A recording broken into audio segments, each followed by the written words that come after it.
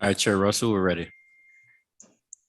Welcome. We say welcome to everyone. You're at the Opa-locka CRA meeting. Today is Tuesday, January 11th, 2022. We are happy. Say Happy New Year to everyone. And it's such a blessing to have lived to see another year. So, Madam Clerk, can we have roll call?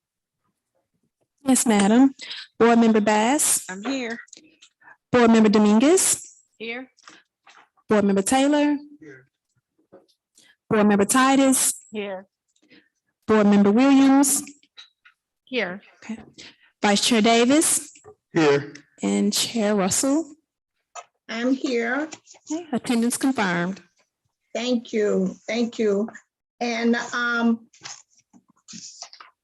would like to take the pleasure this afternoon before we begin to just have everyone kind of give a wellness check and to just greet after we get finished with the Pledge of Allegiance.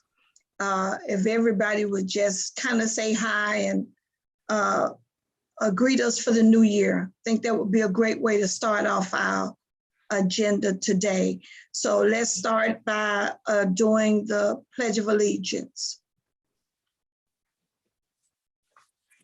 Vice Chair Davis, if you would please do the honors. Pledge allegiance to the flag of the United States of America and to the republic for which it stands, one nation, under God, indivisible, with Liberty and justice.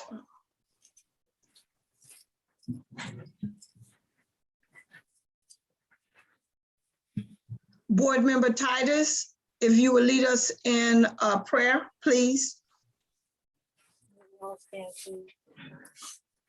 Father, we just want to acknowledge your rule and your reign over all in the universe. We want to thank you for this opportunity that you have bestowed upon us to represent you in the earth. Your word tells us that you established government, and may your kingdom come, and may your will be done through us as it is in heaven today. In Jesus' name. Amen. Amen. Amen.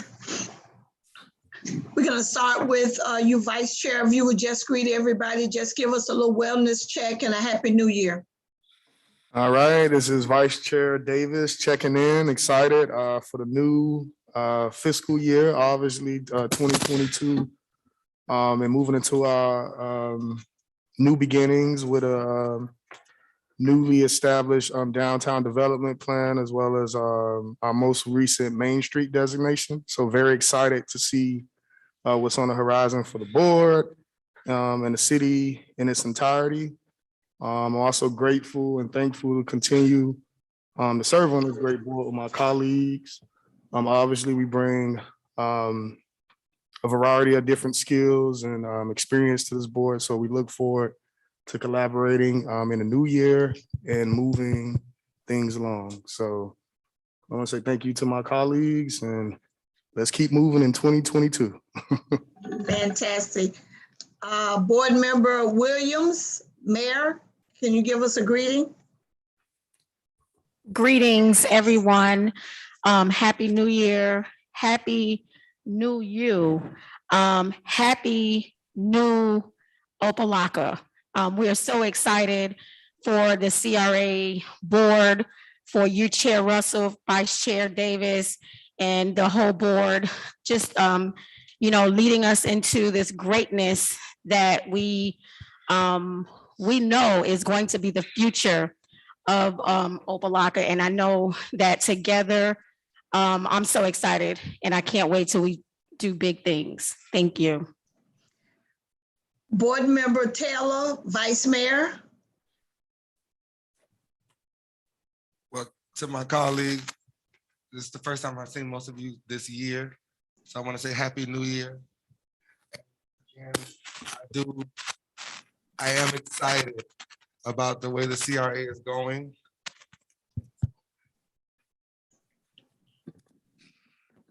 I'm excited in the direction that the CRA is going, and I look forward to the bigger and better things that we're gonna do as a city. Thank you.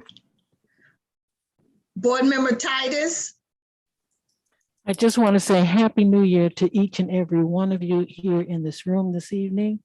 And my prayer really said most of what I am about to say, and that it is an honor and a privilege to serve with each and every one of you.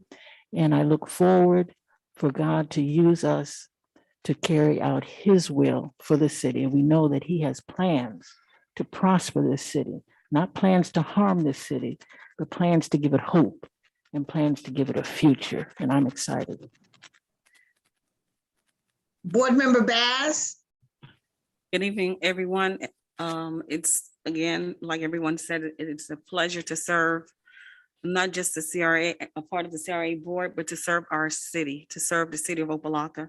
And I too, I'm looking forward to see where we're going to be taking our CRA. And my prayer is that we become second to none. I'm excited about all the projects, and I know that, you know, great minds think alike, and moving forward, I'm just looking to see a great success. And again, that we become second to none in our CRA. thank you. And we would like to say welcome to our newly appointed Board Member Dominguez. And we would like to welcome you on the CRA board and look forward to great things. We know that you have great ideas and looking forward to the great horizon for the city of Opa-locka. So would you please greet us? Good evening, I'm Audrey Dominguez. I'm new to this committee. I'm very excited to be working with everyone and the staff.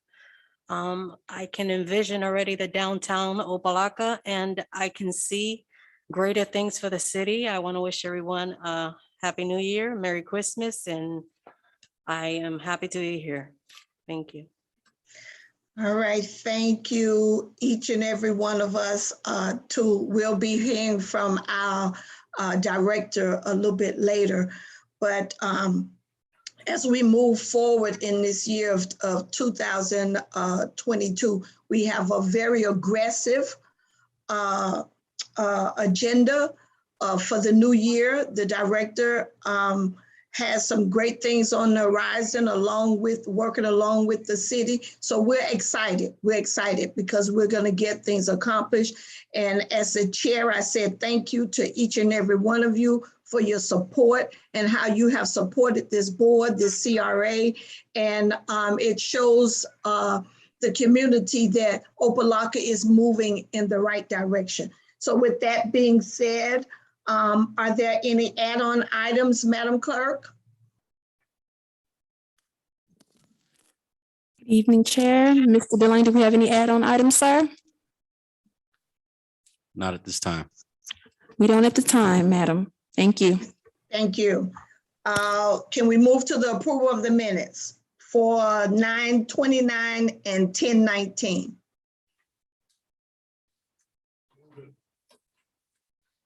Second. The minutes were moved by Board Member Taylor moved the minute. and second by Board Member Bass. Yes. Any comments, corrections? Hearing none, roll call, please. Board Member Bass? Yes. Board Member Dominguez? Yes. Board Member Taylor? Yes. Board Member Titus? Yes. Board Member Williams? Yes. Vice Chair Davis? Yes. Chair Russell? Yes, Minutes passed. that's for 9/29. Yes, ma'am, that's correct. Okay, can someone move the ones for 10/19? Move it. Moved by Board Member Williams, Second. second by Board Member Dominguez, I think. Yes. Okay. Any comments or corrections? If not, roll call, please. Board Member Bass? Yes. Board Member Dominguez? Yes. Board Member Taylor? Yes. Board Member Titus. Yes. Board Member Williams, Yes. Vice Chair Davis, Yes. Chair Russell, Yes. minutes passed. Since I'm not there and I don't have the gavel, I'm going to ask Vice Chair Davis if you would open up the floor for public comments, please. Madam Chair, I don't have the gavel at my disposal either, but I'm willing to open. I mean, you can open it up. It's fine. In the absence of the gavel. In absence of the gavel, we'll go ahead and open up the meeting for public comments.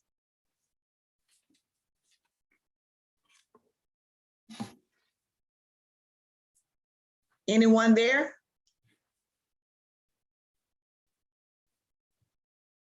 No one yet, Madam Chair. Okay.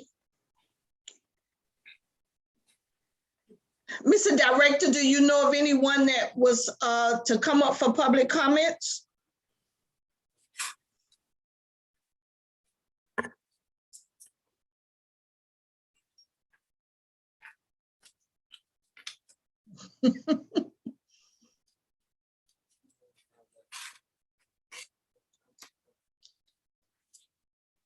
I have no one at this time for public comment.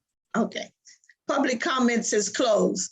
You know, I did acknowledge our attorney. Madam Attorney, Happy New Year to you as well. I'm sorry I didn't acknowledge you. Happy New Year, Chair Russell, and all of the other members of the CRA. Happy to be here.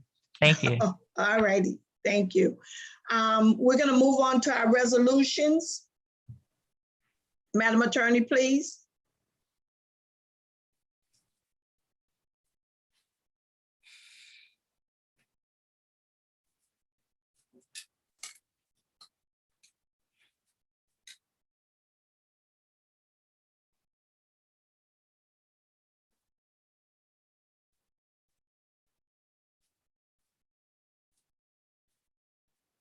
H1A.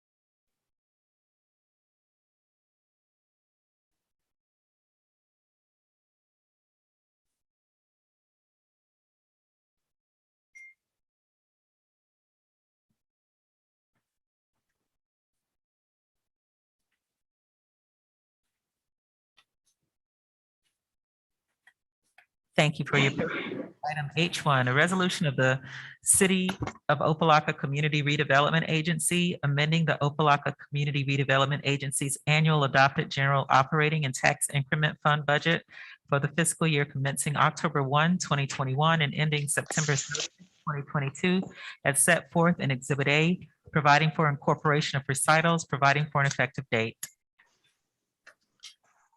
Mr. Director, would you like to elaborate on that resolution, please? Yes, thank you, Madam Chair.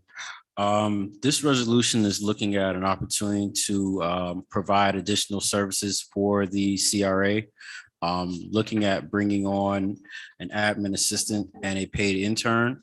In order to do that, this particular item is to look at the budget and make the modification to the budget to a mean for those costs.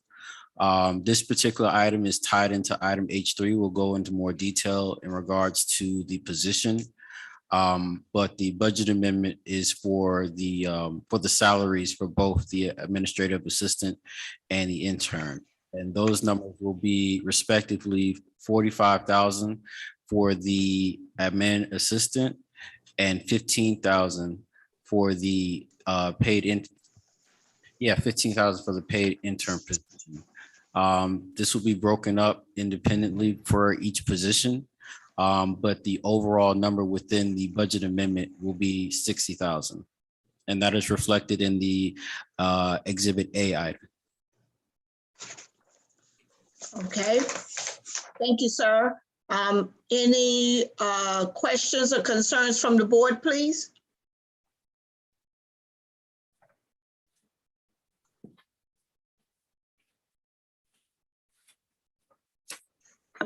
Madam Chair, Yes, sir. I just have a question, relative to not the admin position, but the paid intern, the one that has a threshold for 15,000. How are we planning on recruiting for that position? I'm just curious. Through the chair, to the manager. Mr. Director, can you respond? Yes, so one of the mechanisms we're looking at is reaching out to colleges and universities in the surrounding area. I know we made some inroads with a few institutions, which I'll make light of. I'll make note of in the discussion items.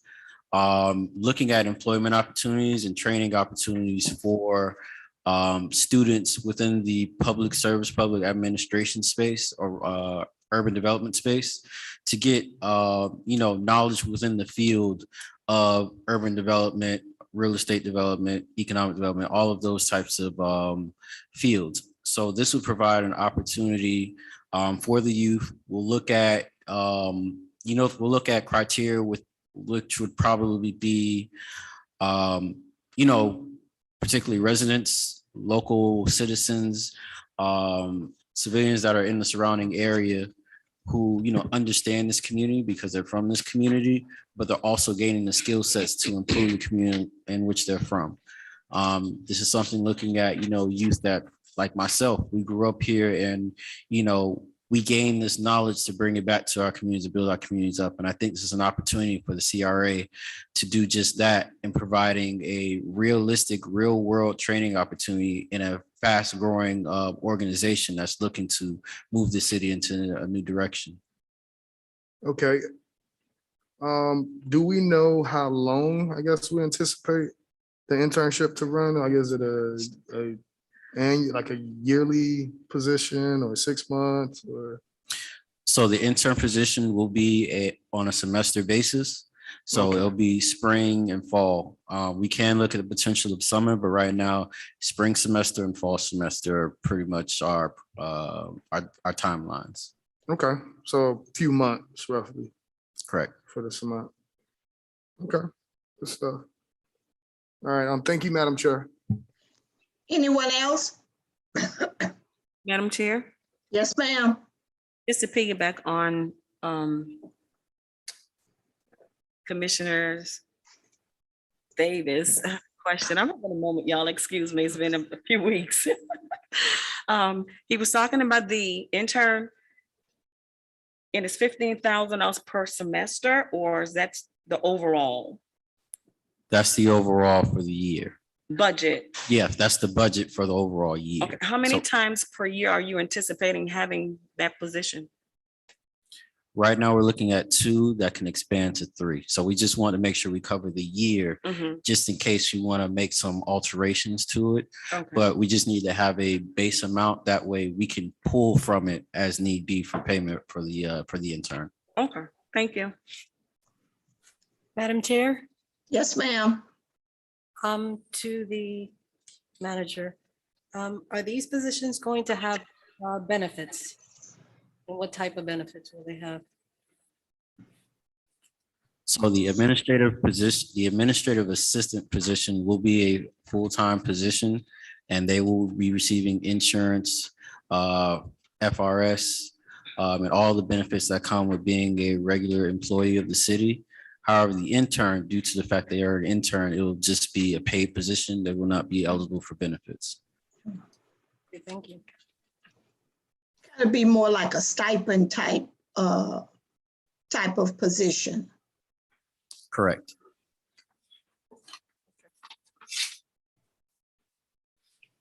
Are you completed, Board Member Dominguez? Yes, ma'am. Okay, anyone else?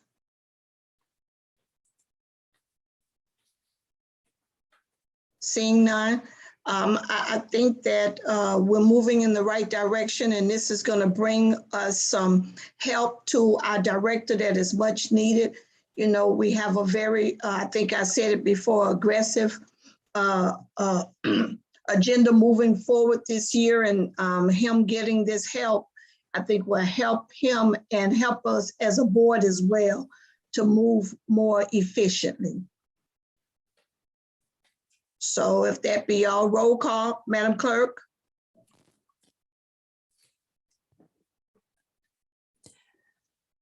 Chair, we need someone to motion and second.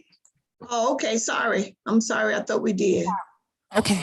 I'll put a motion on the floor to move the item. I'll second. Okay, it's been motioned by Vice Chair Davis and second by Board Member Taylor. Yes, that's correct, Chair. Okay, no more comments. Roll call. Board Member Bass? Yes. Board Member Dominguez? Yes. Board Member Taylor? Board Member Titus? Yes. Board Member Williams? Yes. Vice Chair Davis? Yes. Chair Russell? Yes, Item passed. thank you. Let's move on to H2. Madam Attorney, please. A resolution of the City of Opa-locka Community Redevelopment Agency authorizing allocation and payment of $60,000 to the City of Opa-locka's Parks Fencing Project for the construction of fencing around Shabundy Park, Ingram Park, and Magnolia Park within the OCRA redevelopment area, providing for incorporation of recitals, providing for an effective date. Can we get someone to move it, please? Move it. Second. Moved by Vice Chair Davis and second by, I think I heard Dominguez? Williams. Williams. Oh, okay. All right. Concerns, questions? Madam Chair, Yes, ma'am. this is Bass. My question is, if this item is passed, when can we anticipate project start and ending date? Just anticipation, because I know you probably don't have, dates per se. Mr. Director, can you answer that, please? I would like to forward that to our budget administrator, Bob Anathan.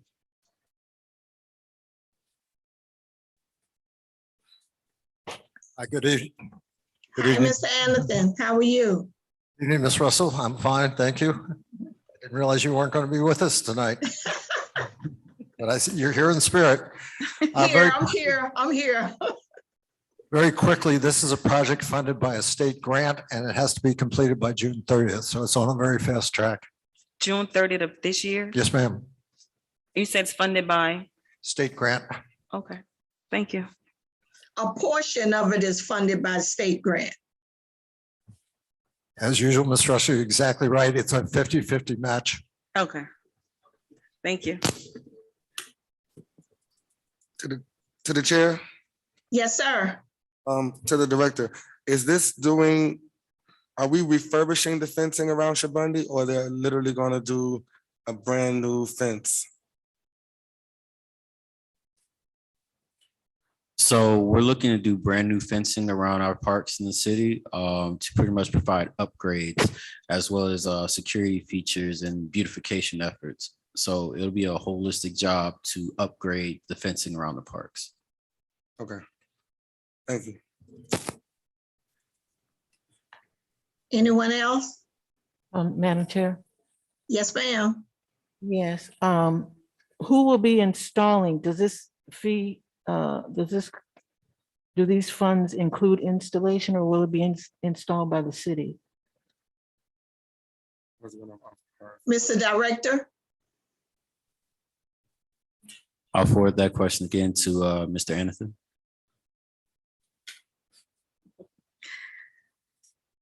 Very, very quickly, the installation would be by a contractor.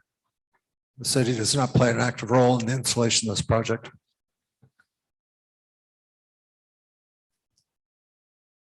Will it be going, will it be going out for bid, or? Yes, how? ma'am. Oh, okay. Madam Chair, before Mr. Athens sit, please, Yes, go ahead. because I think he's gonna ask you to answer this question. Our question is, the installation, this 60,000 is also part of that? Mr. Anthony? Yes, ma'am. To get back to Ms. Russell's point, it does require a match. The project's deemed to be $200,000 of state grant is $100,000. This is a portion of the overall match of $100,000. Okay, okay, thank you. Don't leave, Mr. Anthony, because I have a question. Don't worry, you'll get your steps in at some point. Yes, ma'am. My concern is that initially we had put in the budget for $50,000, and it is now $60,000 because the city we were supposed to match the city's portion. They were putting in 50 and we were putting in 50, but I see now that our portion is 60,000. Can someone help me out with the extra 10? Yes, ma'am, I think I can.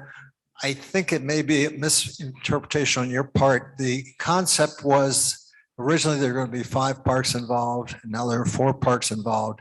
When there are going to be 5 parks involved, 3 of them were within the CRA.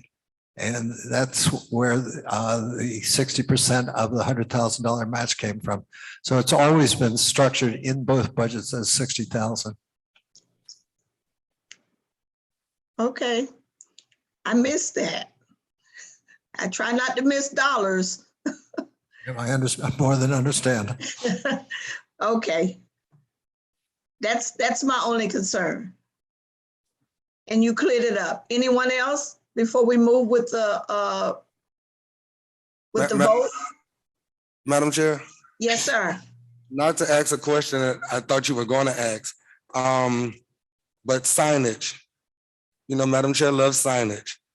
There you go. Will there be a sign on the parks that said that this project is spearheaded by the Opa-locka CRA? Because we need to promote what the CRA is doing. Yes, there will be.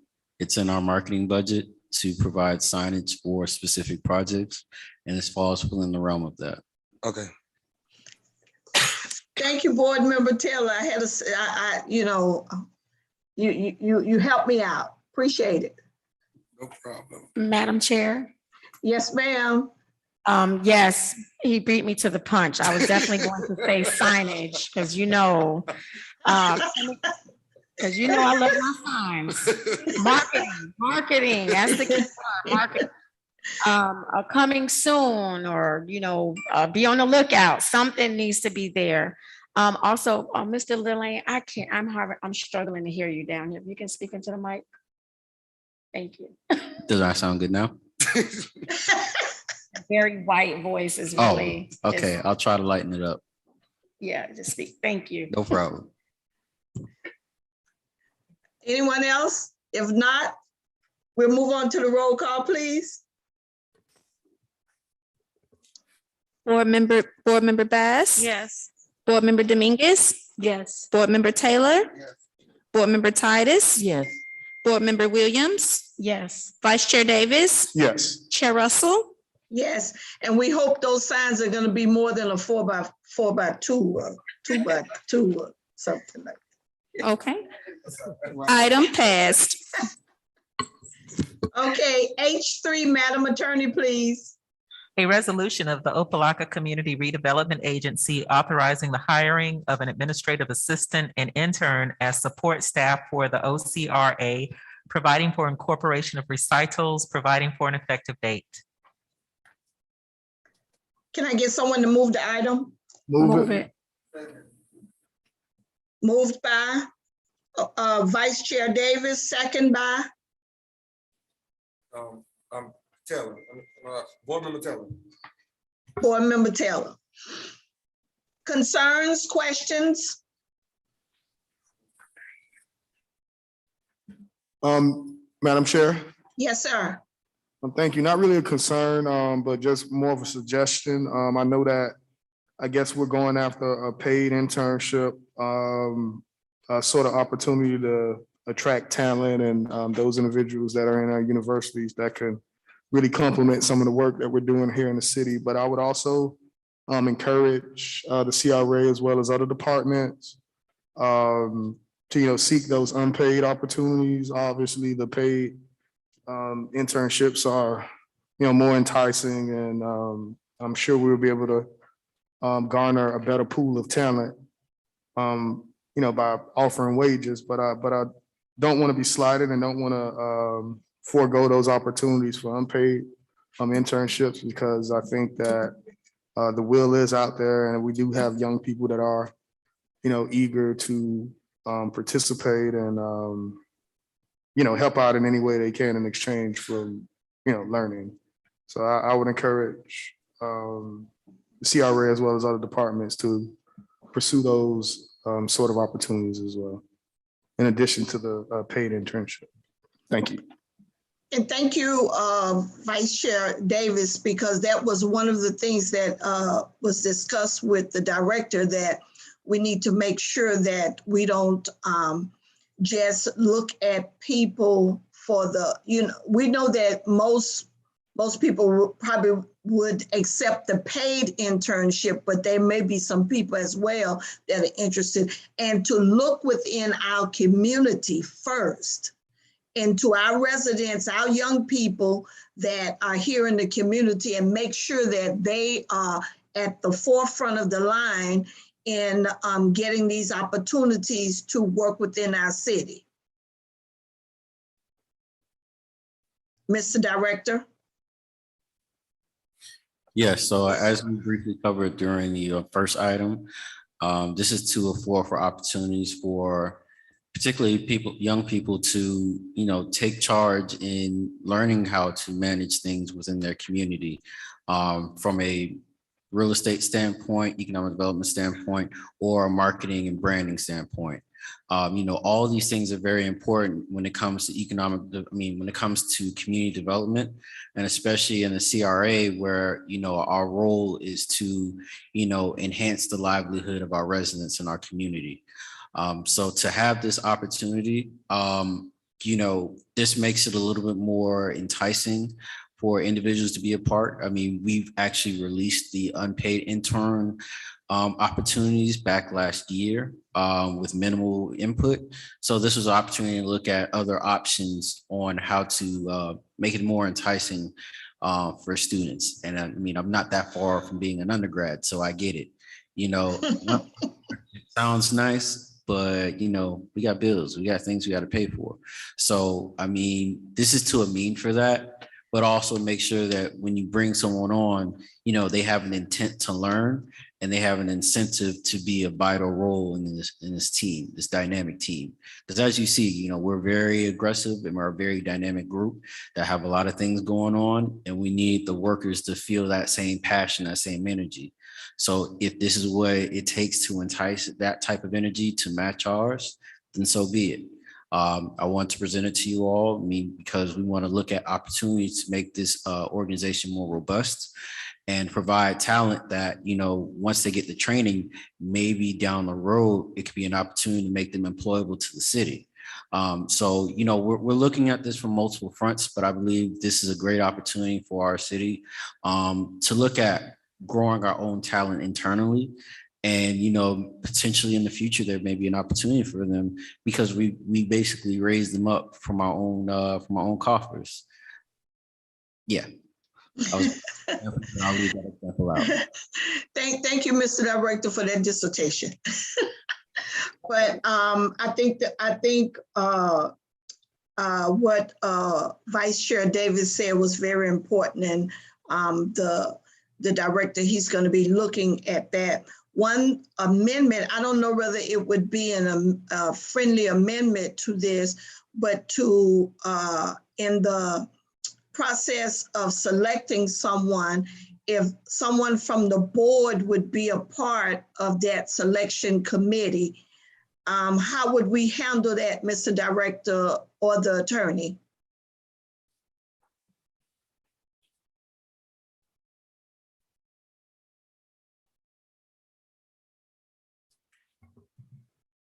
It's not advised that happens, because the issue will be coming to you all anyway to make the final decision. And so it's recommended. In fact, there are certain boards and things like the county commissioners don't sit on, for instance. Okay, all right. Makes sense. All right. If there are no more discussion on that item, can we have roll call, please? Board Member Bass? Yes. Board Member Dominguez? Yes. Board Member Taylor, Board Member Titus, Yes. Board Member Williams, Yes. Vice Chair Davis, Yes. Chair Russell, Yes. item passed. Thank you very much, Mr. Director. We're looking forward to you getting some help so that by March, we're going to be marching forward. Yes, ma'am. Thank y'all. I need it. You've been doing a good job so far. So we want to make sure that you get the tools that you need to be successful. We're going to move now to the next item on the agenda, which will be the discussion items and the presentations. Correct. Go ahead, Mr. Director, and you can also greet us for the new year. Well, first, everyone, welcome to 2022. I'm excited to see that we're all here, healthy and happy, and blessed to have this opportunity to impact our city in a positive way. 2021 was a year of great transition, but also great momentum as we had a lot of projects going on. We've had a lot of positive momentum with a lot of great relationship building. We're looking to build on that in 2022. Just looking at the successes that we have and the lessons that we learned, and taking all of that into account to help us progress to bigger and better things. So I'm excited. I know everyone on this board is excited, and I'm ready to keep putting in the work to get this thing going. So yeah, with that, I want to go into my discussion items, which kind of sheds light into, some of the things we've been working on internally as staff to kind of bring you all abreast of where we are. So the first item is I1, which speaks to development activity and our backslash workshop, as I'll speak on that in a moment. So over the past couple of weeks, CRA staff, as well as planning community development staff, as well as the city manager's office, we've been in constant communication with a number of developers that are looking to develop in our city, primarily in the downtown. A couple of options that we're looking at is utilizing city-owned properties, which with the will of the commission, will be deeded over to the CRA and worked on a potential deal or RFP process with potential developers in order to develop those properties. The primary basis of that is looking at mixed use development as well as mixed income development to ensure that not only are we providing better housing stock, but the investments that we do make into these properties are afforded to us via additional taxes, which turn into better services for our residents. With that, one of the things that I want to bring to light is with this development activity, especially in the CRA, from CRA standpoint, is working out a mechanism where a CRA has an opportunity to speak with these developers or have these developers come and meet with us to discuss their development moving forward. As within the CRA, we have a CRA plan, and we just conducted our downtown master plan, and we want to ensure that any development activity that comes into the CRA area falls in line with those plans to ensure that we have the development that the community would like to see. We spent a lot of time and did a little nest egg of financing to get these things accomplished. And we want to ensure that the funding that we provided for these plans are put to best use. So with that, I mentioned, a workshop. I would like to see the board, if it's in the board's will, to look at workshopping, a couple of dates in the near future with developers, let them know, we'll review some of the plans that we've discussed. Also have an idea of the development activity they would like to bring into the city. So you all would have an opportunity to speak, as well as the community have an opportunity to speak on what they would like to see built in the city. Through our communications with these developers, they're very amenable to what we would like to see. They've been very receptive to a lot of the alterations or a lot of the wishes of both planning community development and the CRA. And we're looking forward to seeing, what we can work with together to bring a better product to the city. I was in the meeting with Mr. Gay and Mr. Lee. I'm not sure if Mr. Gay has any comments that he would like to add from our meetings. All right, he's good. So yeah, with that, I think we're in a good place right now. We're having communications, but the thing is we want to have results. So I will say that the city manager is on board with what we're trying to do in terms of development. And, before anything takes place, I've already advised all the developers in the CR who are looking to develop in the CRA, come to the board meeting. Let's set up a meeting with our board.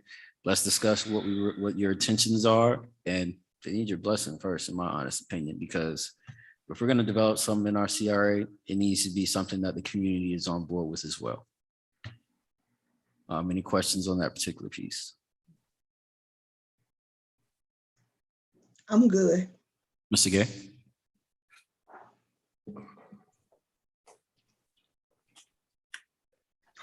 To the chair, members of the board, Gregory Gay. Happy New Year to everyone. Glad to see everybody in this space. One thing I do want to bring to your attention, and I know that's something I probably reminded you of constantly when I was the in the CRA manager. We do have a plan, a redevelopment plan. It is a dated redevelopment plan, but we do have to take some things into consideration. The fact that plan expires in 2033, which is literally a little more than 10 years from now, should give you a sense of how important the plan is and the fact that it needs to be updated. Now, about a year and a half, 2 years ago, the state legislation created a cap as to all CRAs will have to cease operation in 2039. If we did an update to the master plan, we can update from 2033 to 2039, which will give us an additional 6 years for the operation of the CRA. I can let you know now that some CRAs are already looking at repositioning themselves when that 2039 date hits. For us, our date right now is 2033. So you in essence have a little more than 10 years to continue your operation with the CRA. And then at that time, it would have to cease. Now is the time to look at the opportunity to update the master plan, to update the redevelopment plan, and to extend the timeline. So that's another thing that needs to be looked at. I won't say it needs to be looked at this year, but it's definitely something that needs to be taken in consideration probably within the next year and a half to 2 years. So I just wanted to bring that to your attention. As far as some of the other things that, as far as development, yes, we are getting a significant uptick as it relates to parties that are interested in doing things in the city of Opa-locka. They kind of look at us as the cheapest dirt, but we're really working very closely to let them know that even though we may be the cheapest dirt in town, there's some great things that need to occur within this community. As I've said numerous times before, we need to make Opa-locka a destination, not a pass-through. And we need to encourage more development opportunities for people to reside in our community. So those are the things that I want to express to you. It's really great to see some of the great things that are occurring. Mr. Delane is doing a fantastic job, and I would encourage you all to continue to support him and move things forward. Thank you. Thank you, Mr. Gay. Very well said. Any comments from the board before we move forward? Madam Chair. Yes, sir. Yes, just kind of going back to the Mr. Gay's comments regarding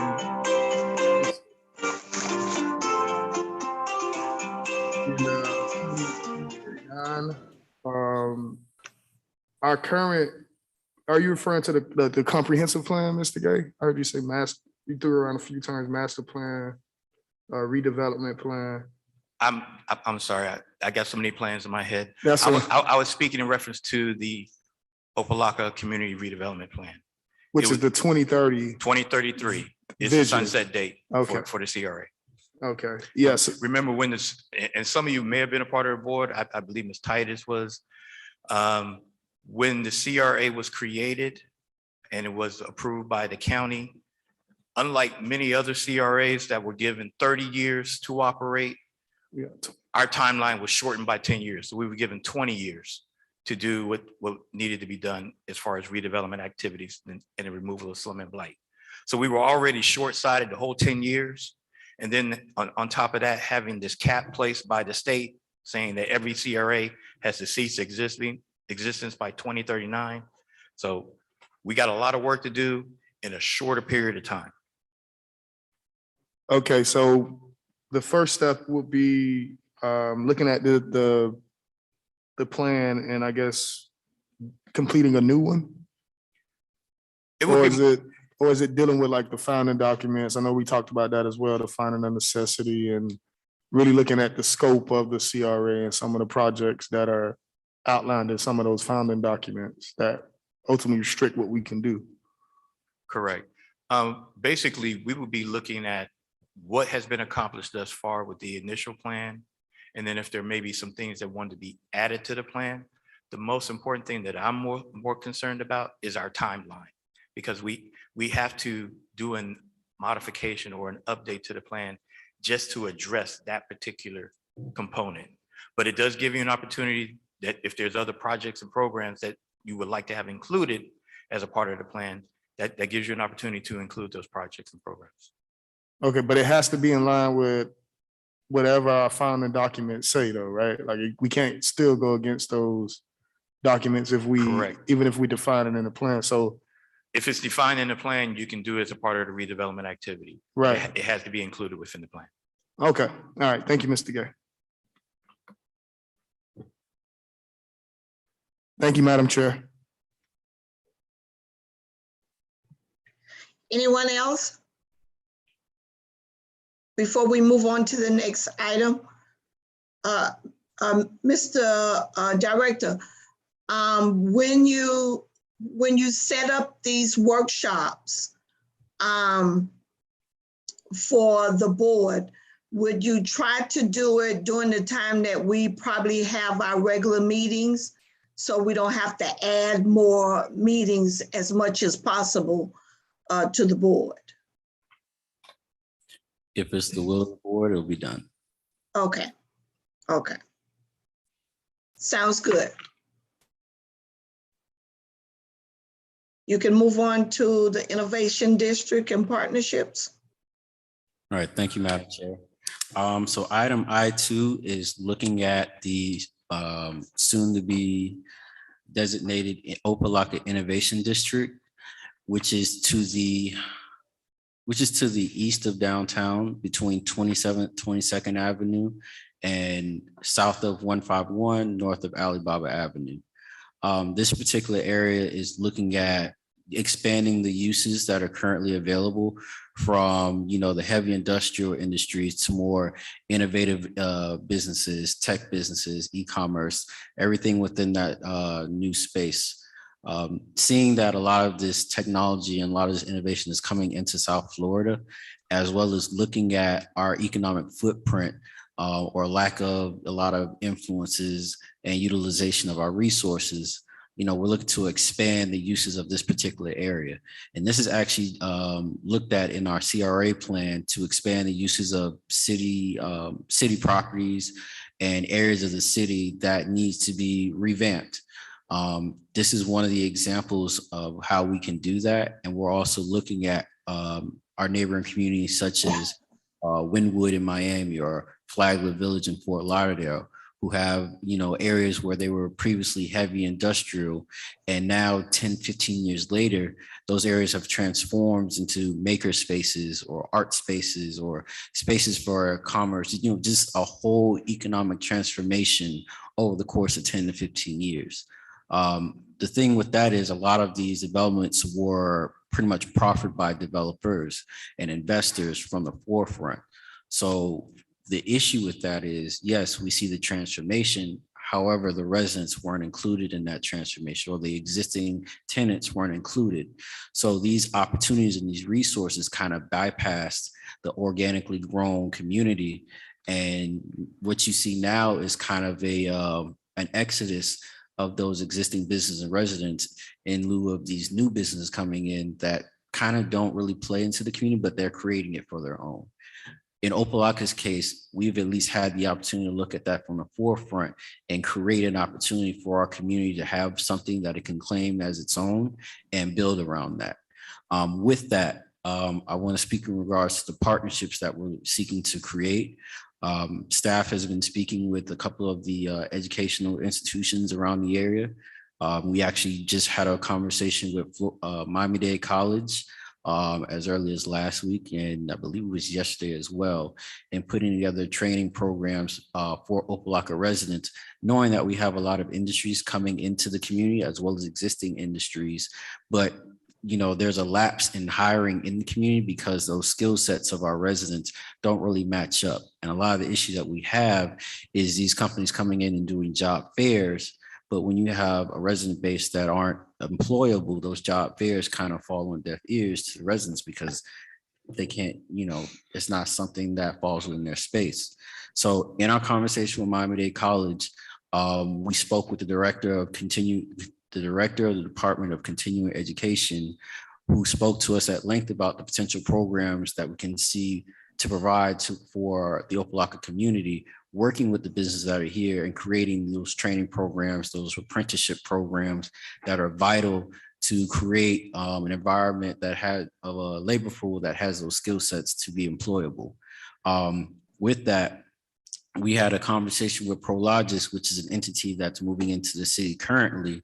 And within their development agreement, the city essentially urged them to add language that speaks to job training opportunities, using their best interest to work with the city, local entities, the local institutions, and other local partners to ensure that there's enough opportunities afforded for residents of Opa-locka to work at these high-paying, high-skilled jobs. I'm happy to say that yesterday we were able to have that conversation with Miami-Dade College, the Beacon Council, and Prologis, and we're moving forward on creating training opportunities within that space. The initial programming will be looking at construction trade, as well as trade and logistics programming. Also today, this morning, I also had a conversation with Florida International University for some additional program within the trade and logistics space. And they have a great relationship with Miami-Dade College. So we're looking to make a partner opportunity between those institutions, as well as bring along Florida Memorial and St. Thomas as they are neighboring institutions as well. I would also like to thank newly appointed Commissioner Dominguez for creating that partnership with the Miami-Dade College North Campus. She directed me to their director, Dr. Mira, who has been a wealth of resources, and I'm very appreciative of that connection. That has been a very transcendent process for us, and seeing that there is synergy between the university and the city. So I'm happy to say that those resources will be able to enable the innovation district to grow into something more than just an ideology. Now it's a resource center where we have the skill sets to be more employable. And when new industries come into the city, when we try to sell Opa-locka, we're not just selling dirt anymore. We're selling the fact that we have a labor pool right here in the community, so they don't have to leave Opa-locka for new jobs, or the business doesn't have to find employees from outside of the city. I feel like this will provide us with the inroads necessary to combat those seeds of gentrification, because we're affording those opportunities for our residents to be employable, to earn a better wage of living and a better well-being overall. I'm sorry for the lecture, though. Anyone from the board have a concern? A question? I'd like to make a comment. I'm sorry, through the chair. Yes, ma'am. I totally agree with you, Mr. Manager. Thank you. When you told me a few months back your vision for the Innovation District, thank you for being forward thinking and not just saying, but doing as well. So I'm excited to see where this is going to go. And I know, again, that planning with the end in mind that you always do and we always talk about is going to help us reach our goal.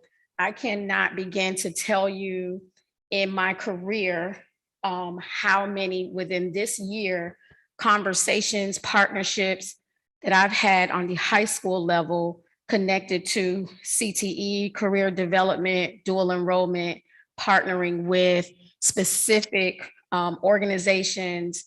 And that's just at one school, my school. This is the future. Having those high school students and college students, everyone is not going to be a principal or lawyer or any there. We have to have that stability, the organicness in our community where we're training, on the job training, starting from high school, moving into life, where we see those wheels turning in our own community. So we talk about that, but this is actually a plan. And again, I am telling you, you are definitely correct. I have had a gazillion meetings connecting to that college and career technical education piece. It is major. So thank you for bringing that to the table. Fantastic. Thank you for those comments, Board Member Williams, words of wisdom. Anyone else?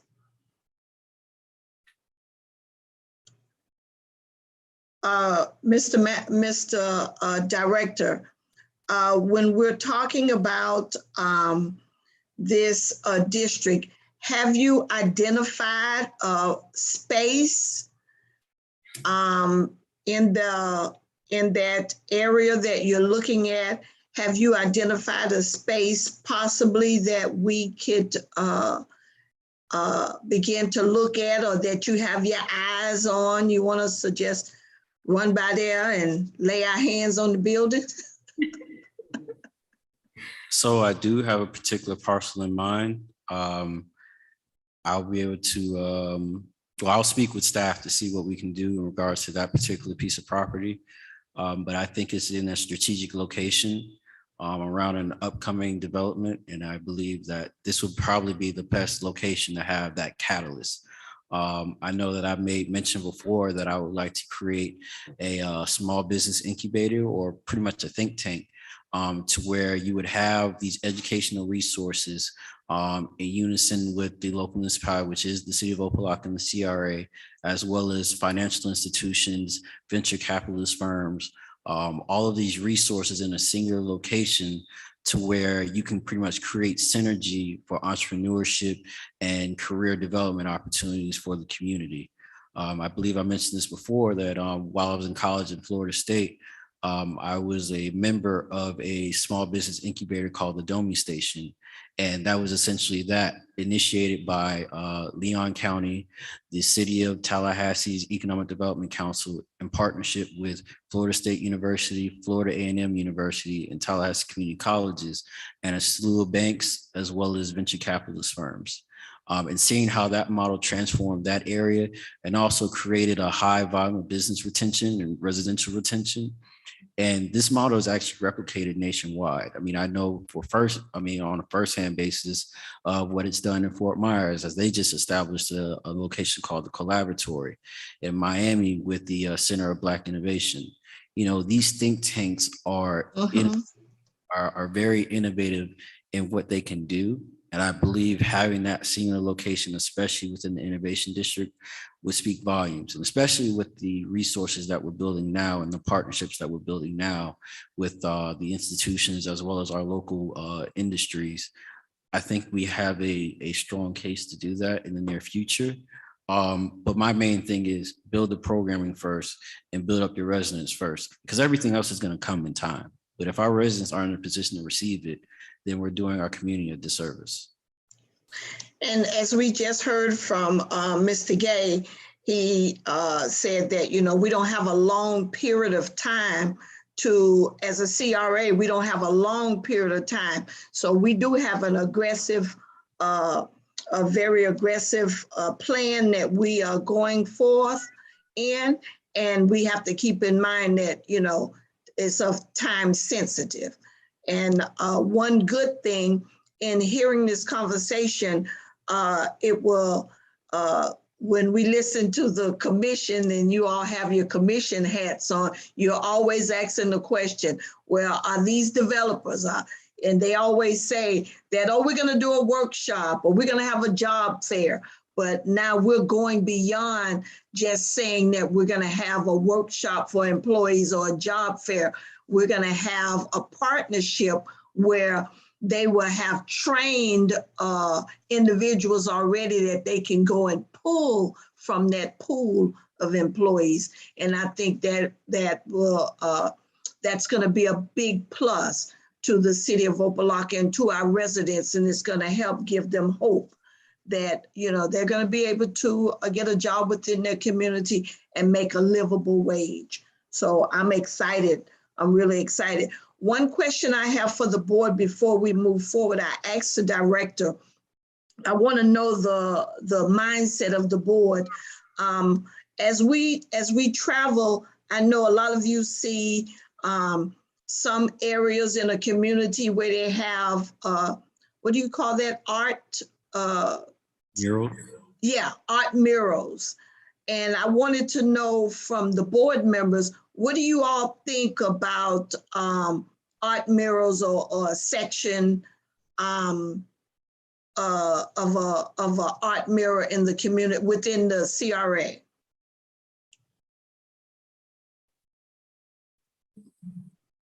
Madam Chair? Yes, sir.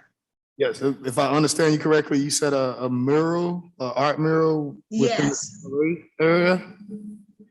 I mean, I think it's a good idea, like similar to what has been done in Wynwood and Yes, some of yes. the deco areas here in Miami. Yeah, I think I mean, I like the concept. You know, I would, you know, I guess approach it with caution because I think over the years, art has, while it has served as a tool to transform communities, some of that transformation can be seen as not being reflective of that community. So that would be my only reluctancy with taking on such an initiative, which is, you know, ensuring that it has the spirit of the community, obviously maybe some remnants of Moorish architecture or just identity as a community and in whole. But yeah, I mean, I think art is a great tool. Other communities have used it to pivot and move development and those sort of activities forward.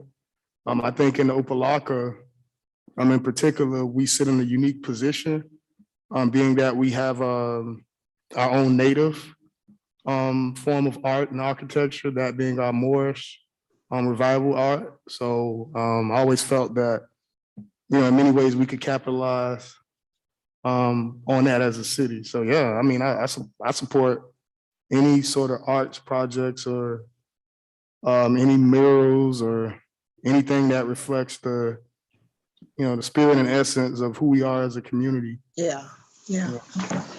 Anyone else? I'd like to hear. Madam Chair. Yes, ma'am. I do also, I think I like the occasional mural or two. I do want to just make sure that we continue to stay down the path of our own identity. Too many murals, we then become a copycat of Midtown. And I think that's not the direction we want to go in. I'm definitely okay with, you know, a mural or two, if that, so be it, if that's, let's say a property owner wants to do on their wall. But, you know, I just want us to make sure that we continue down the direction of just, you know, making sure we are, we brand ourselves to who we are and that we're not, you know, trying to base ourselves off of another city. So that's my take on it. Heard. Anyone else?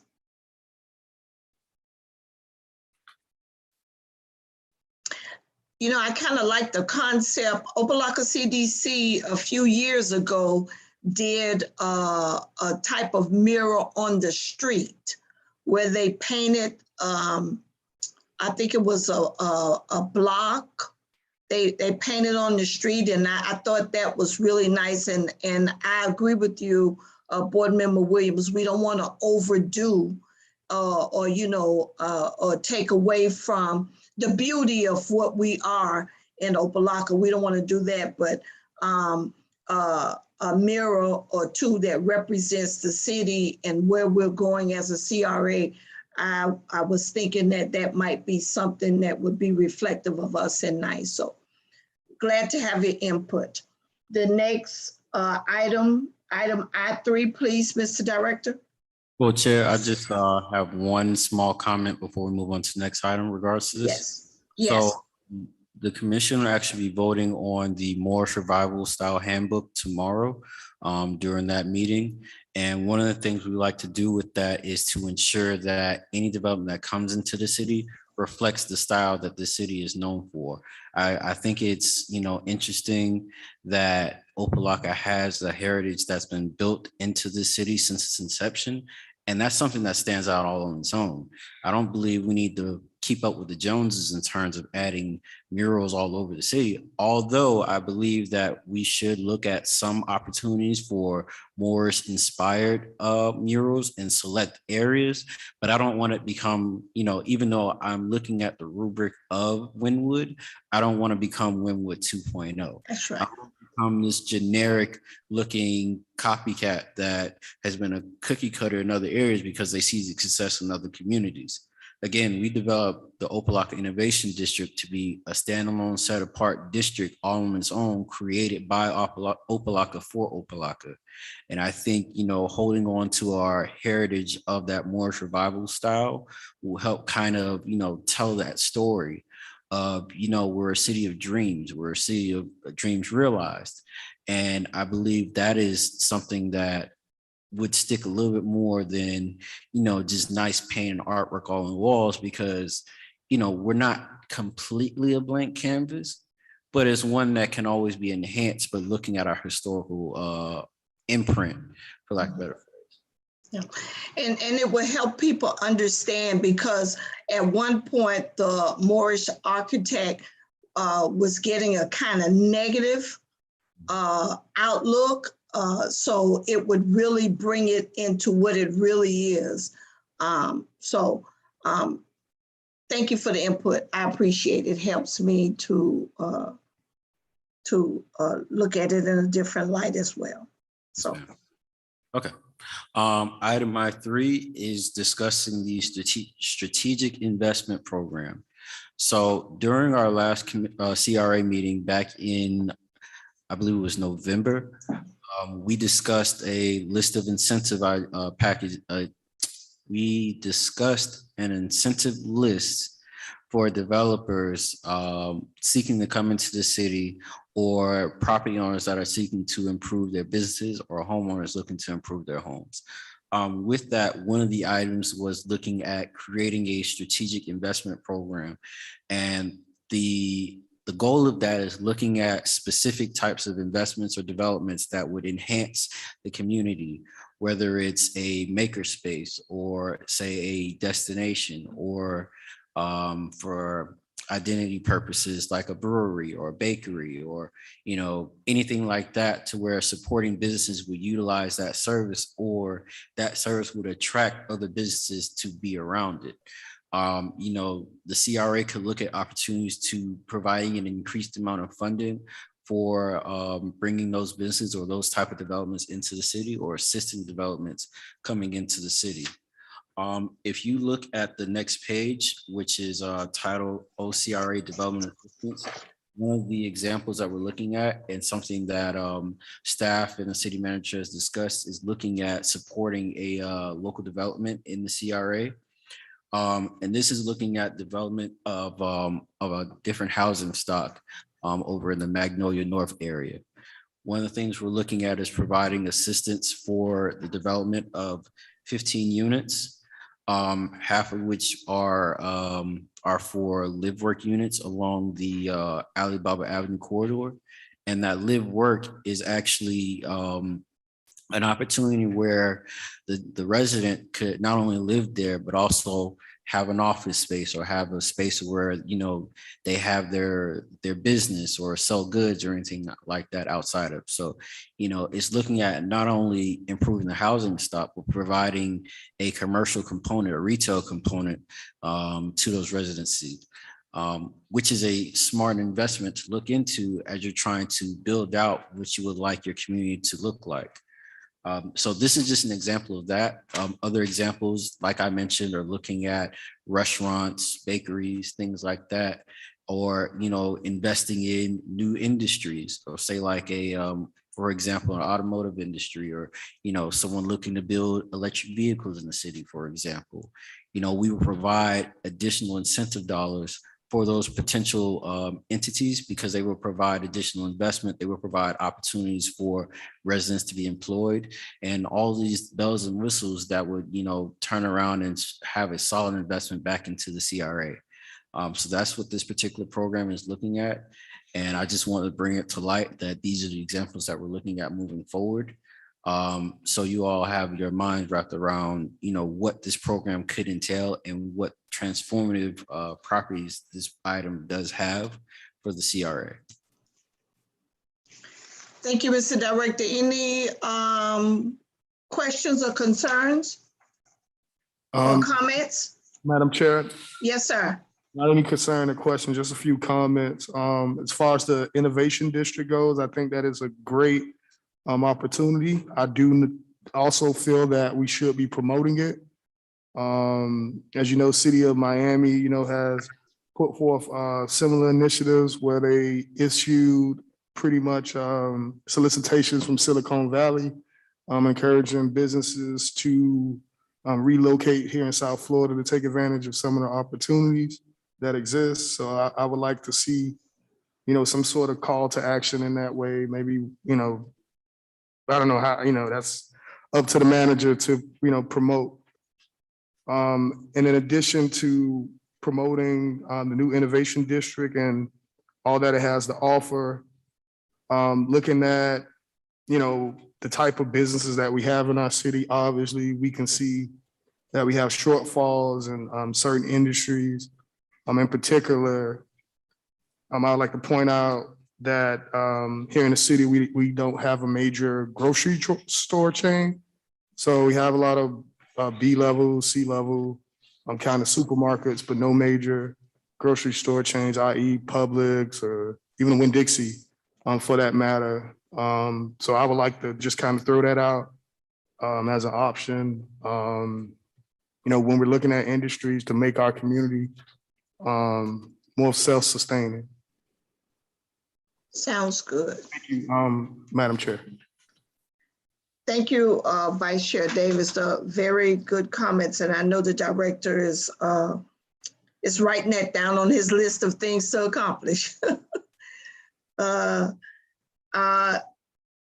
Anyone else have any comments concerning the Development Assistance Program?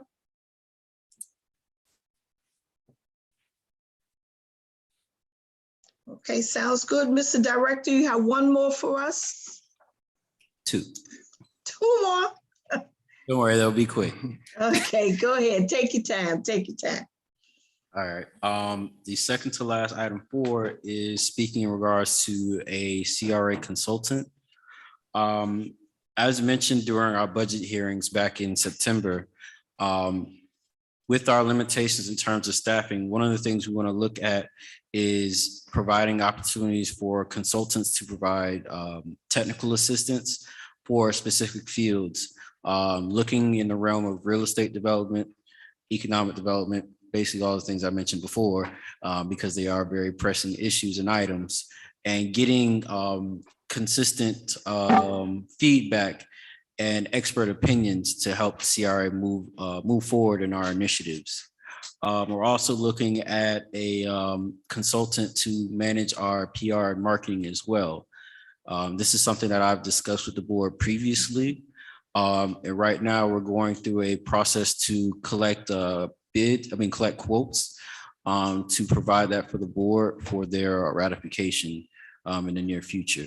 But I just want to, have a discussion with the board, looking at the opportunity to provide consultant services to the CRA to help us manage specific projects and programs, but also help further relationships with other local partners or, sources that could provide us anything from additional revenue streams to development practices, things like that, to help us, accelerate the CRA into new heights.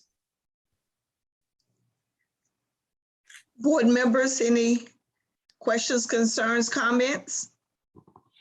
Through the chair. Yes, ma'am. I won't delay the process. I think I speak for everyone when I say go for it. Mr. Delane, a consultant. When you talk about marketing, There she go. I know. go for it. So we don't have to delay and have, yes, got it. You got the stamp. Understood. Anyone else? You know what I love about this board? We're so unique. Each one of us have a little niche that we push, and we know that Board Member Williams is marketing.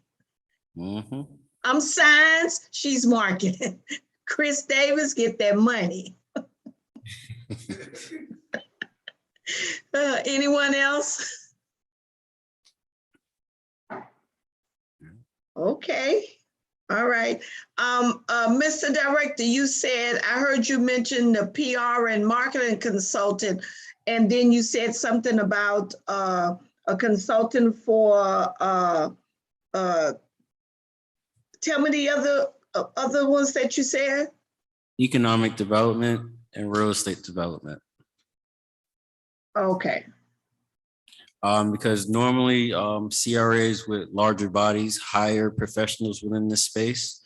And looking at our CRA's capability and our size, I believe that the better route, I mean, especially from a staff perspective and a cost perspective, is to bring on a consultant on an as-need basis to provide those additional services and that expert opinion to the agency to help us achieve more goals that you would normally get from full-time staff members. And these consultants would, have criteria set in place through the board's approval of that application or that RFP process to be able to iron out what we're looking for, the skill sets necessary, and the results desired of the board. I think we've, done a good job of putting items together before, and I believe this is an opportunity to continue on that path to make sure we get the right team involved to move the CRA forward. Sounds good. Anyone else? Question, comments, concerns? I do have a few consultants that were interested in presenting their craft to the board if they would like to come and speak. I know I have one, Mr. Cedric, who is with Freeze Frame Media, and he actually works with municipalities within Miami-Dade County, and he's looking to see what opportunities he can provide to the city of Opa-locka. But give me a brief moment because I believe the attorney has something she wants to mention.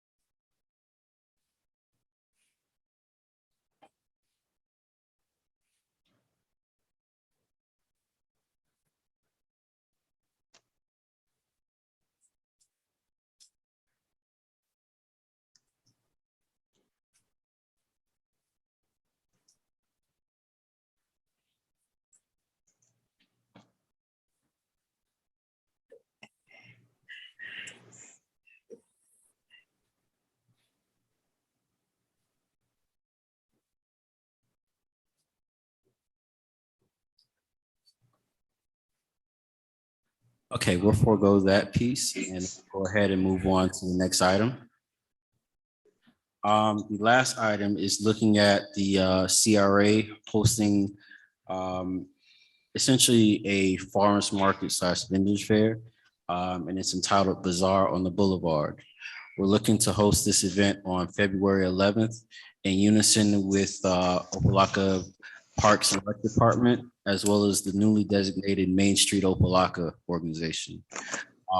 This is to look at providing opportunities for our business owners, our local artisans, and local vendors to come and be by our historic city hall and provide their goods and wares in an open space this initial event will be on a Friday evening, following the CRA board meeting and the commission meeting that prior week for additional marketing purposes.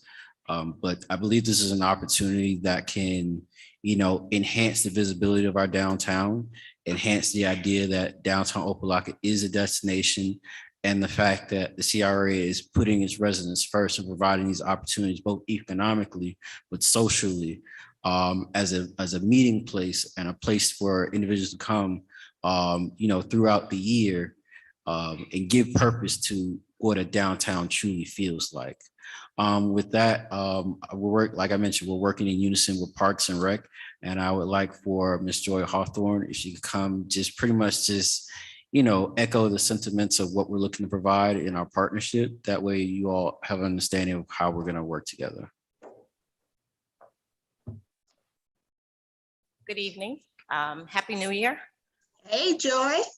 Hey, Miss Russell, how are you? Happy New Year. Joy Hawthorne, Assistant Parks and Recreation Director. As Mr. Delane stated, Parks and Recreation is fully in support of this event through our staff, our location, by offering our park space to you guys, and also with any organizational needs that you may need. We're on board, and we look forward to this being an amazing event. We sent out some emails yesterday to vendors to see if we can get any vendors on board to start the process of making this bazaar on the boulevard a great event. Thank you. With that, Mr. Director, what's the time? the time is going to be from 6 p.m. to 9 p.m.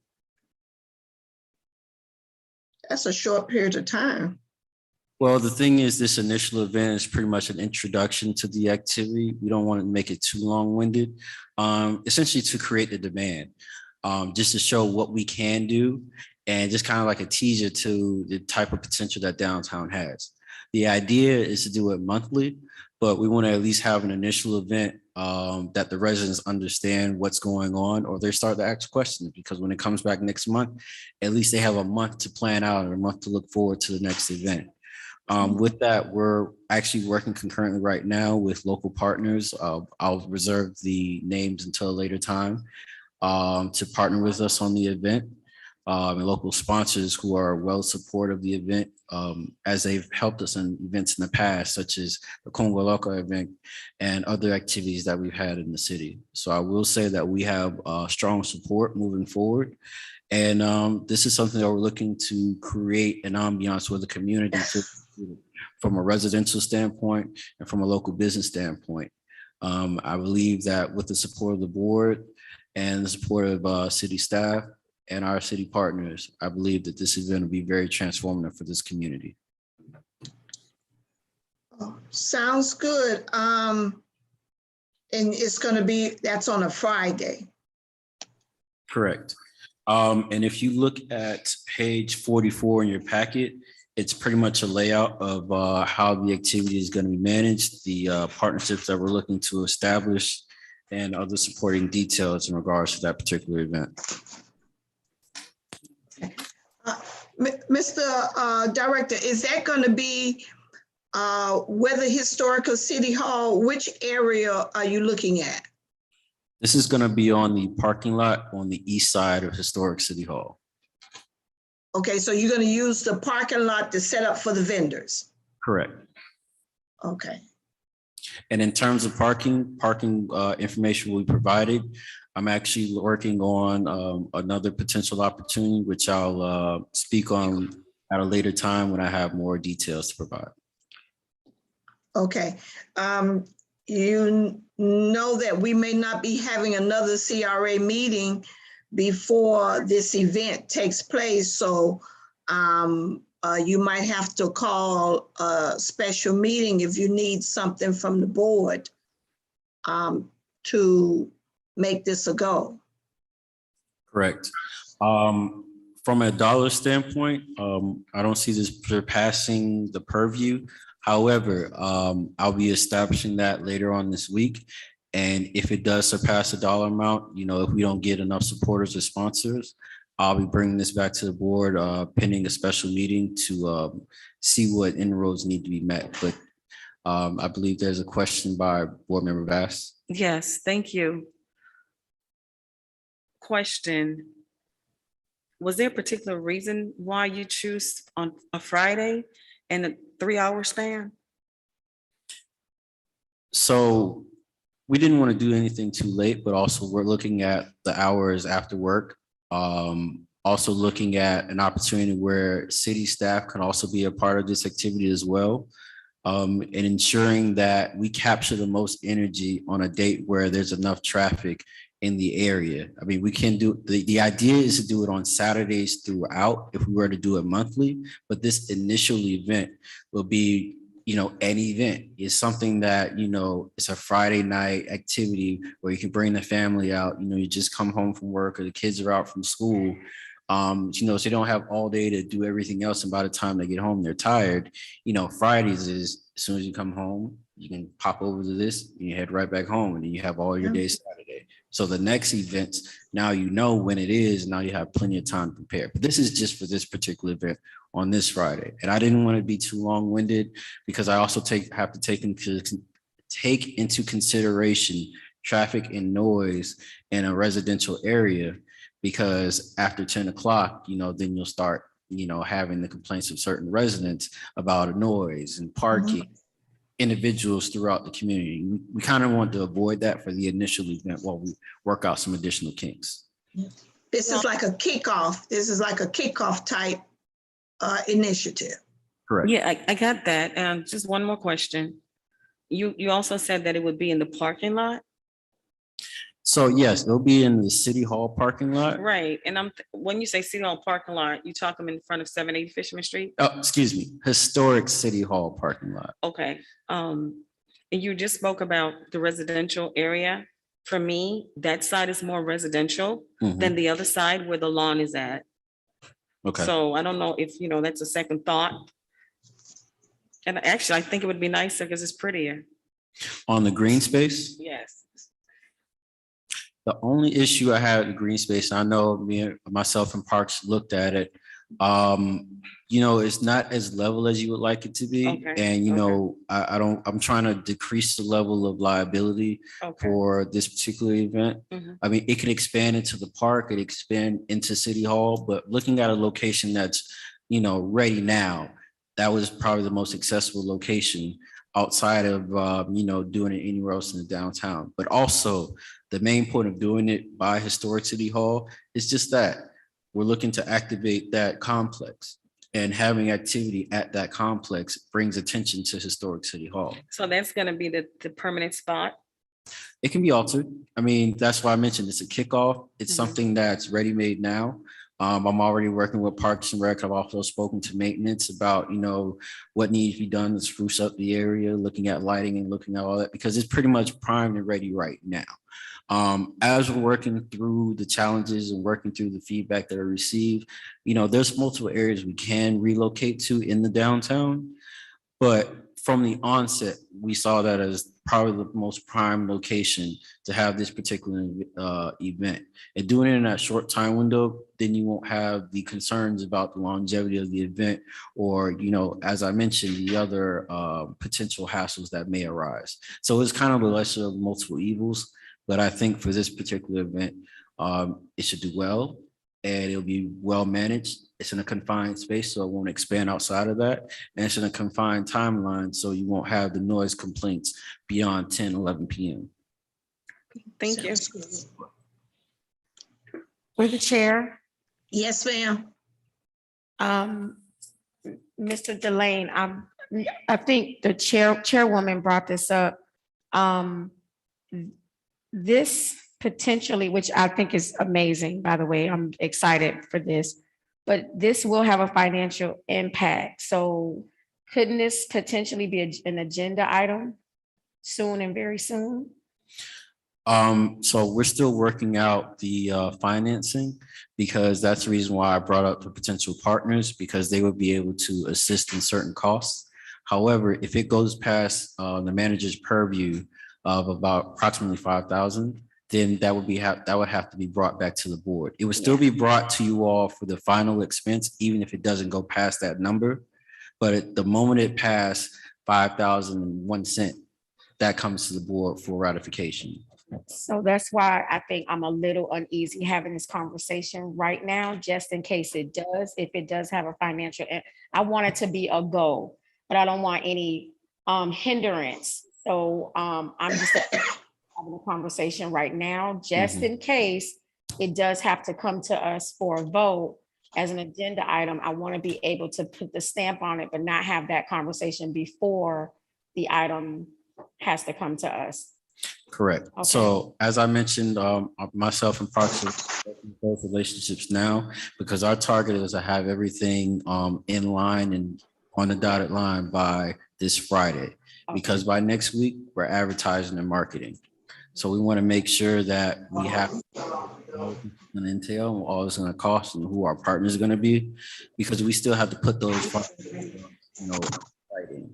And to be honest, this was supposed to be done last month, but due to the holidays and extenuating circumstances, we weren't able to provide all that information before this meeting. Okay. And for the record, I think it should start at 5, not 6. Exactly. Because when I go home on a Friday, I'm done. For the record, I didn't want to come straight from work, straight to the bazaar. But anyway, I'm done. I think we should move forward with this conversation. Well, it's gonna be to the board. There's gonna be food there. So just think, when you go home, you grab the kids, mama and grandmama and everybody, and just bring them on. You ain't got to worry about dinner and all that kind of stuff. So I'm looking forward to it. And I've also encouraged Mr. Delane to not go over budget, so that we don't have he doesn't have to come back to us to say I was over budget. So he's going to be working hard, and I know Parks is going to be working along with him to make sure that he stays within that dollar amount, that he doesn't have to go over budget. I learned my lesson last time. I got it. Madam Chair? Yes, ma'am. Okay, so the budgeted amount within the manager's authority really has to do with the city, right? It's not so much the CRA. So if something's done under the budget of the CRA and you don't already have it allocated under a line item, it would be a budget, an amendment, just like you did tonight for the salary and staff and so forth. And so you may find that you already have something under your budget. Yes. Okay, so that's the way you want to go, rather than using the manager's authority, because that's really dealing with the cities. Well, what has happened a lot tonight is they have referred to the director as the manager. They've used that language a lot, but as long as the director stays within those line items, he shouldn't have a problem. So when he's saying manager, when the board is saying manager, they're so used to saying manager for the city manager, but in reality, they should be speaking to the director. And his line of allocation is different, because he has to stay within those line items. He doesn't have a dollar threshold. You have to stay within those line items. Madam Chair? Yes, ma'am. What we would have to find out is whether there's anything in the CRA plan that maybe Bob knows, that allows for the manager. I'm not aware of what would allow for the manager to have a specific, authority like the city manager would, for instance, whether it's $5,000 or any other amount.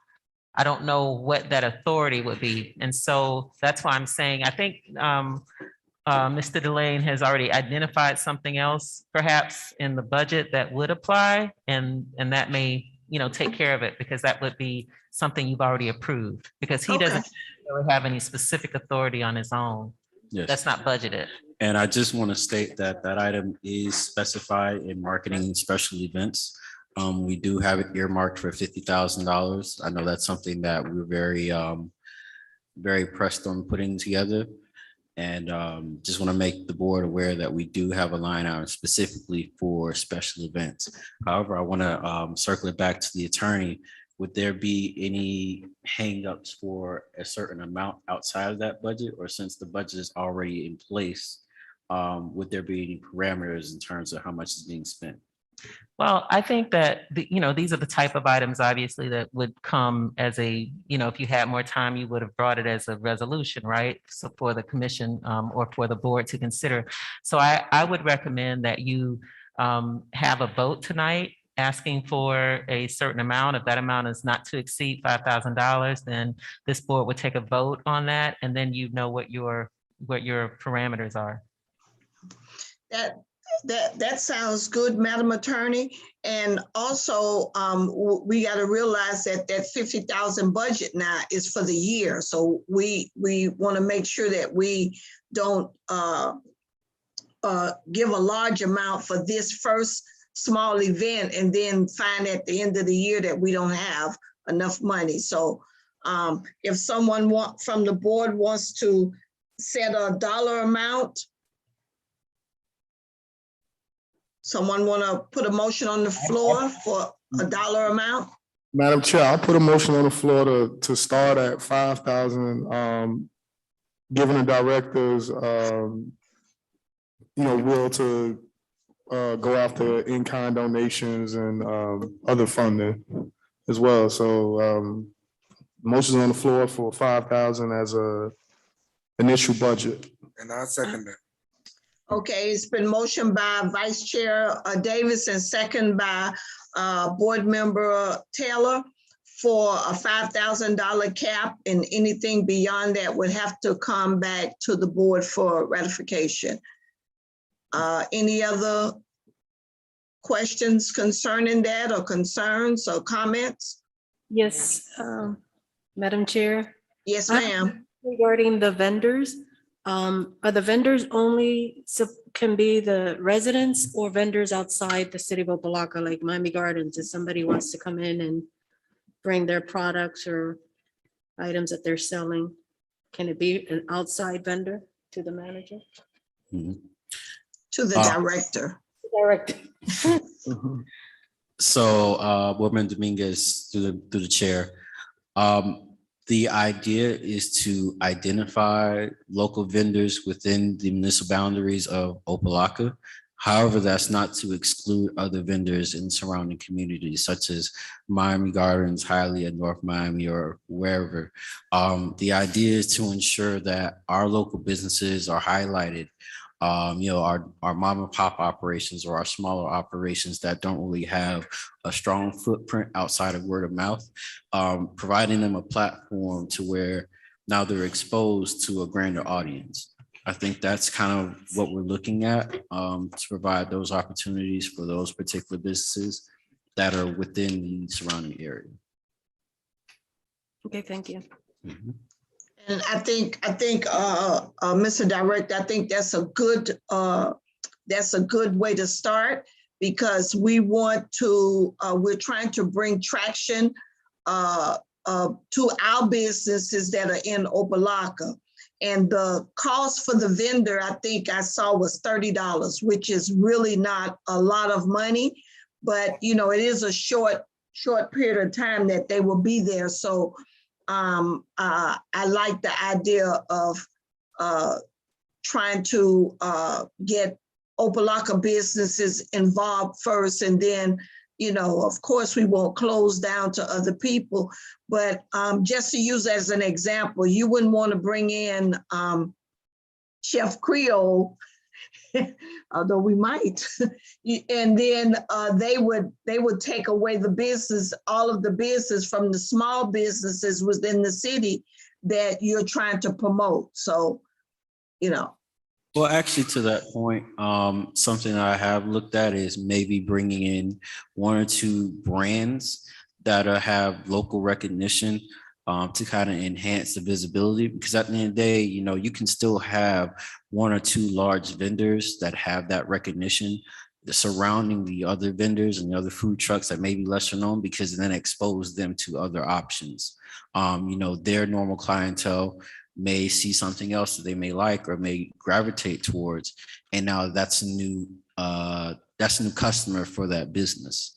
So you know, at the end of the day, we're still open. The premise is local, so that's what our goal is going to be.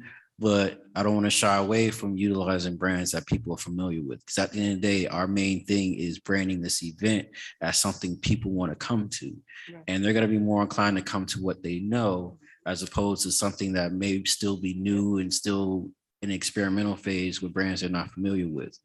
You know, this is how some farmers markets are operated. They have a couple of vendors that have that recognition, and then next you know, it expands outside of that. So, you know, just want to make note of that, you know, there may be an opportunity for those larger brands to come in. Not too large, but yeah. Well, please be mindful that you don't want to bring Mercedes in and charge them $30 when you got what's a lesser car. and they paying $30, and you know everybody's going to gravitate to Mercedes, and they only paid $30. So let's kind of keep that in mind. But I know you will. I know your goal is local, because we're trying to build our local businesses. So I'm gonna leave that up to your discretion. Correct. And because this is a pilot event, you know, there's parameters that we set just at least to get it going, but we can always amend it moving forward. And this is actually something that will be reviewed by our special programs and events committee. So they will have an opportunity, once we get that board online, to review these types of activities and programmings and make the needed adjustments and provide recommendations for the board to ratify and approve. Sounds good.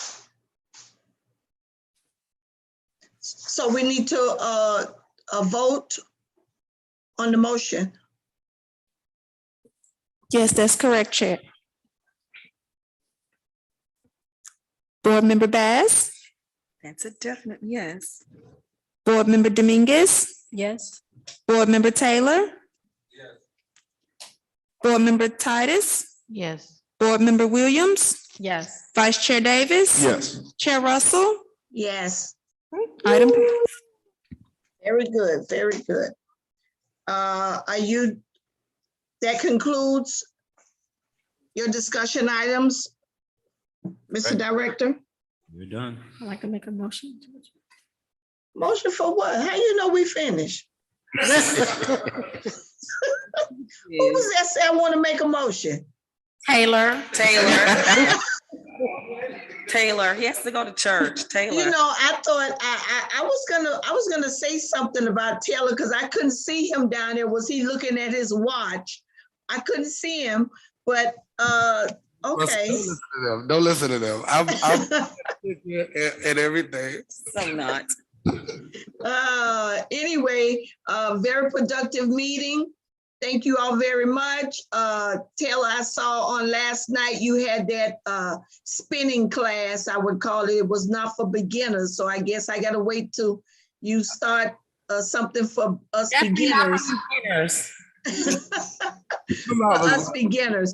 But also I want to put on the bring to the attention of the board Vice Chair Davis. A few months ago, we had asked about looking at a quarter or one particular area that we could see about doing the facade program. And I think we had asked you to look at that for us. Vice Chair Davis. Yes, so we had initially Well, with the facade program, obviously that was the initial problem that I had, which was I felt although it was limited to the CRA area, the CRA is still relatively a large portion of our city. And although we did allocate a significant amount of funds to the facade improvement program, I just felt like the impact would be very much or be better received if we could kind of concentrate those resources in a smaller area and then make a larger impact. One of those areas that I kind of looked at, Madam Chair, is of course the 27th Avenue or corridor, as well as the Alabama Avenue main thoroughfare in between 27th and 22nd Avenue, which is a major entrance to our city. And I do know there was some planning efforts in the past. While I was at the CDC, Walter Hood, which is a world-renowned architect, he came in and did some design work on that corridor, and we were really looking at it, seeing what things could be improved. Obviously, he looked at usage and determined that it was a pretty wide corridor, and it wasn't that walkable. So obviously, those were improvements that he suggested that should be made. But definitely looking at Alabama Avenue and I think the 27th Avenue corridor, just to kind of concentrate those resources as we build out a phase 2 to the program, Madam Chair. Well, if I may, can you get with the director and please let's at least by our March meeting have an area that we can look at, so when we get ready to move forward with the facade program, that we could concentrate on that one area. And I think because I knew that was one of your concerns, that we needed to do that. So I think that would fulfill that concern that you had, and I think it would give us a much better look for the facade program.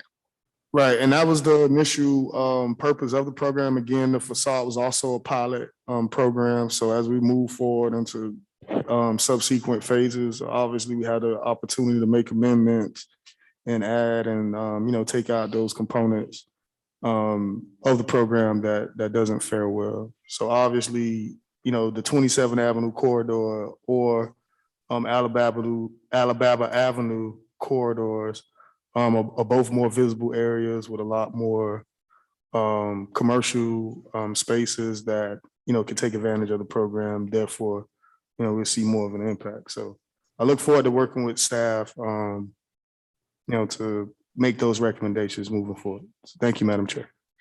Okay, well, that's it for me, and very productive meeting. Anyone else? If not, Board Member Taylor.